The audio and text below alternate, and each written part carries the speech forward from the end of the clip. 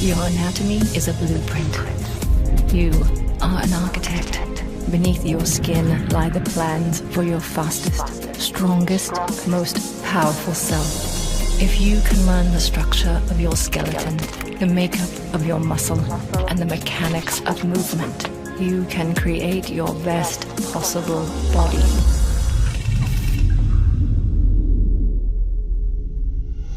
I'm Mike Robertson. This is Built by Science.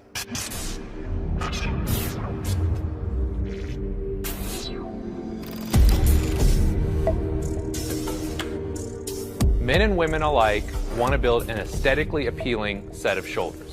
Whether you call them cannonball delts, boulder shoulders, or mushroom caps, at the end of the day, if you want to build a great set of shoulders, you got to keep them injury-free and healthy as well. And in my field, one of the worst injuries that you can have is a shoulder injury because it's going to keep you from doing so many of your favorite lifts in the gym. In this episode, we're not only going to cover the muscular anatomy, the bones and the joints, the movements, and the key exercises that you're going to follow, but we're also going to show you guys some key things that are going to help keep your shoulders healthy and moving the way that you want for a lifetime. With us here today is WBFF Fitness Pro Jen Jewell. She's got a great looking physique, a great looking set of shoulders, and she's going to help both you and I better understand the anatomy and function of your shoulders.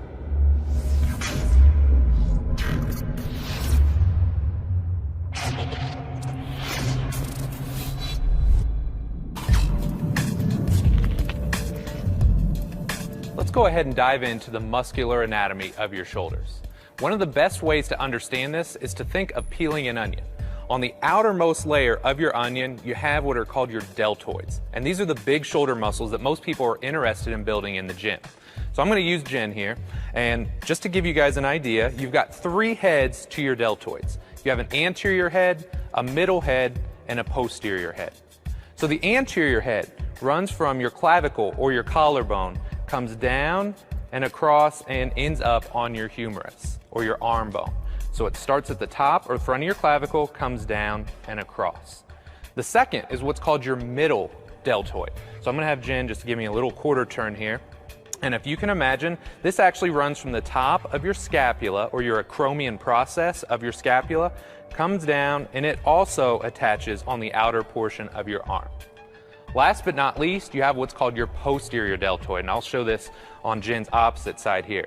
But if you can imagine on the back side of her scapula, it's her scapular spine, or that ridge on your shoulder blade, that's where your posterior delt starts. And it comes down and across, and it also ends up on your humerus or upper arm bone. Now that we've covered your deltoids, I want you to imagine having that onion, right? The deltoids are the outside portion of your onion. And if you peel away that top layer, underneath, you're left with a deep layer. And that's what's essentially called your rotator cuff, or your rotary cuff if you're from Indiana like I am. When you're talking about your rotator cuff, there's 4 muscles that I want you guys to envision. And it's going to be kind of hard to see on Jen because they are deep to your deltoids, but I'm going to point them out to you anyways. Your rotator cuff is comprised of your infraspinatus, right? And that's a big muscle that spans the outside portion of your scapula. Underneath your infraspinatus, you have a smaller muscle called your teres minor. The next muscle we're going to talk about is called your supraspinatus, and it runs from the top of your scapula, comes down, and it attaches to the inside of your humerus or your arm bone. Last but not least, if you can imagine looking straight through Jen and seeing the front side of her shoulder blade, you've got another big muscle there called your subscapularis. So the way I remember the rotator cuff muscles are the acronym SITS. Supraspinatus, infraspinatus, teres minor, subscapularis. Remember, we've covered 2 major muscle groups, the deltoids and the rotator cuff. Now that you have a better understanding of the actual muscles, let's take a look at the bones and joints involved in creating those movements around your shoulder.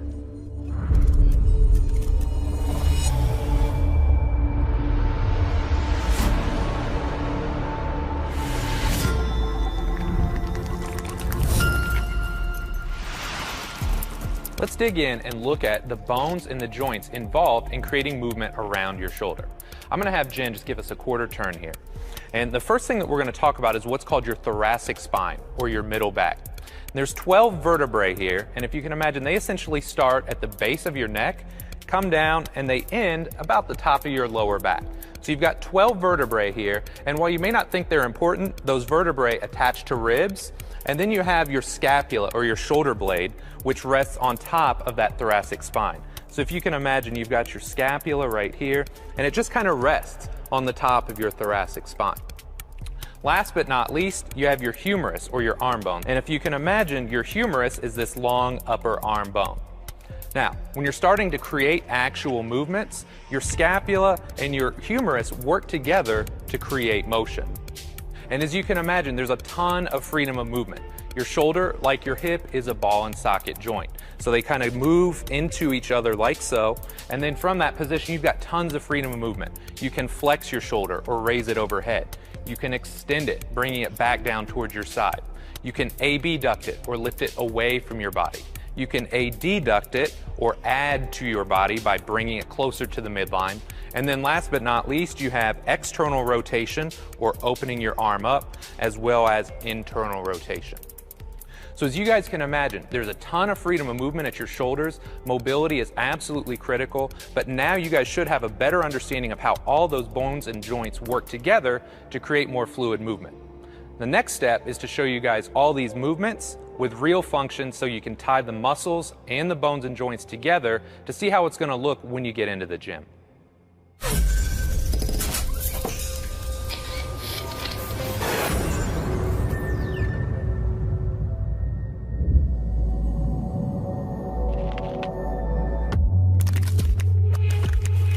Now that you have a better idea of how your scapula or shoulder blade and your humerus, or that glenohumeral joint, work together to create motion, let's take a look at the individual muscles and the functions that they can do for you.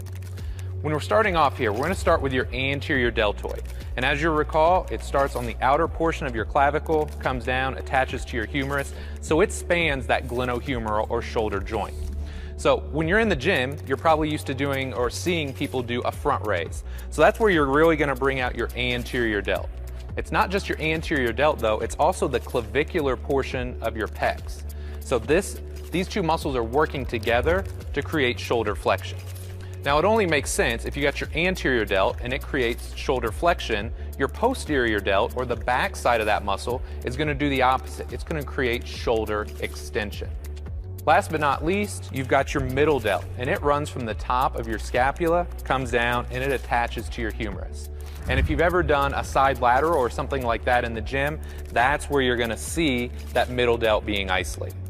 Now keep in mind, we've covered some isolated movements, but anytime you take your arms overhead, as you would in a seated military or any kind of overhead press, you're going to be using all three of your deltoid heads synergistically to create that movement. Now that we've covered the deltoids, let's take a look at the individual functions of the rotator cuff. Now, one thing I want you guys to understand, a lot of times when we're talking about the rotator cuff, people want to talk about internal and external rotation. So when we're talking about the shoulder, you've got internal rotation and you have external rotation.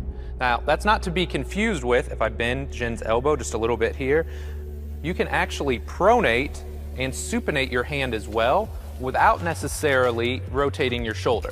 So keep in mind, when you've got the arm straight and you're moving from the shoulder, that's where we're talking about internal and external rotation. So with that being said, you've got your subscapularis, and then that's that muscle that starts on the inside of your shoulder blade. It's responsible for internally rotating your shoulder or turning it inwards on a long axis. So if you've got your subscap internally rotating, you gotta have something on the back side that externally rotates. So I'm gonna have Jen spin around here. And if you can imagine, on the back side, you've got your infraspinatus and you have your teres minor.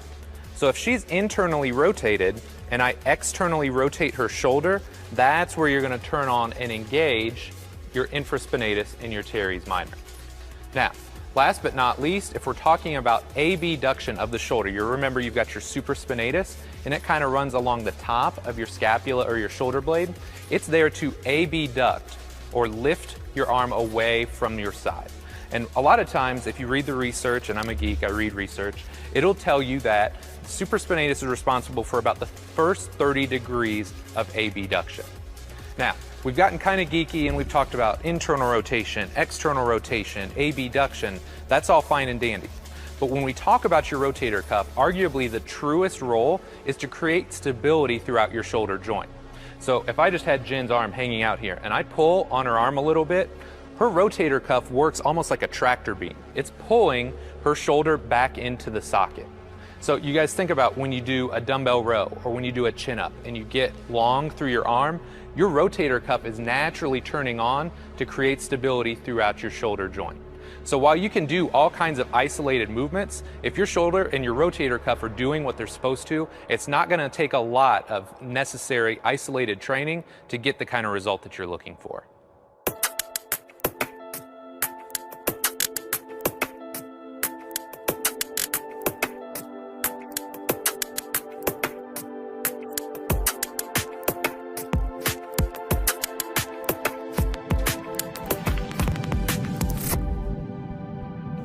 Now that we've covered the muscles, the joints, and the function of your deltoids and your shoulders, let's put it all together into a few key exercises that we've selected to help you best understand how to apply this stuff when you're in the gym.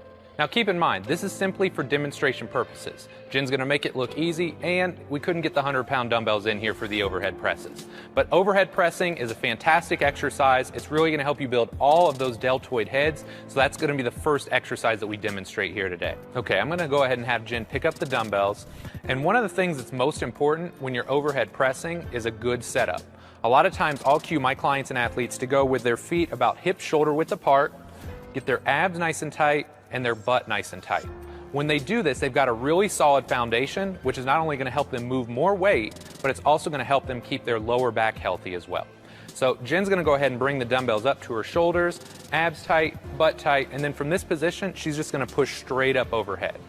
Now, it looks pretty simple, but the devil is really in the details. Keep the abs tight and the butt tight throughout, nice controlled motion throughout, and if for any reason you do have shoulder issues and overhead pressing gives you, some shoulder pain, what I would suggest doing is turning your thumbs or your palms towards you, going to a more neutral grip.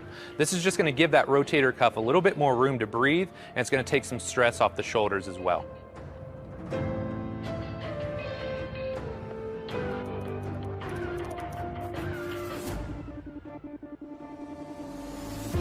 When you're overhead pressing, don't forget you're literally using all three heads of your deltoids to create the movement.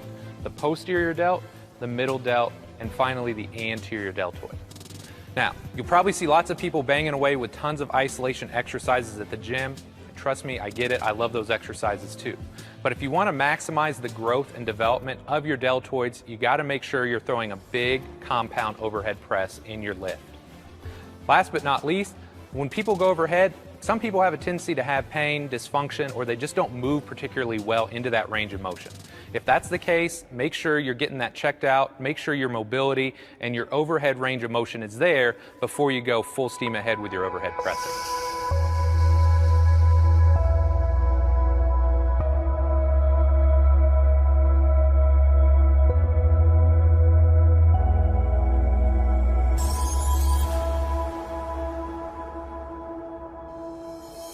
So the first exercise we demonstrated was an overhead press, and that should be a staple.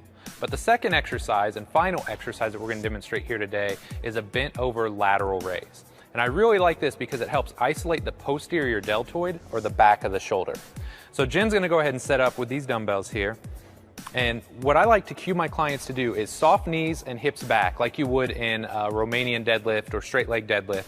And from this position, she's simply going to lift the arms up and out to the side, and that's where you're going to hit that posterior deltoid, right? And you can see she's got great control here. Too often when people do this exercise, they use way too much weight, and it's just all momentum. So she's doing a great job of holding that top, holding that peak contraction, and then relaxing as she goes back down. So these muscles are typically pretty weak. Don't worry about going super heavy when you're in the gym. Go lighter, do it right, and you're going to get way more out of the exercise.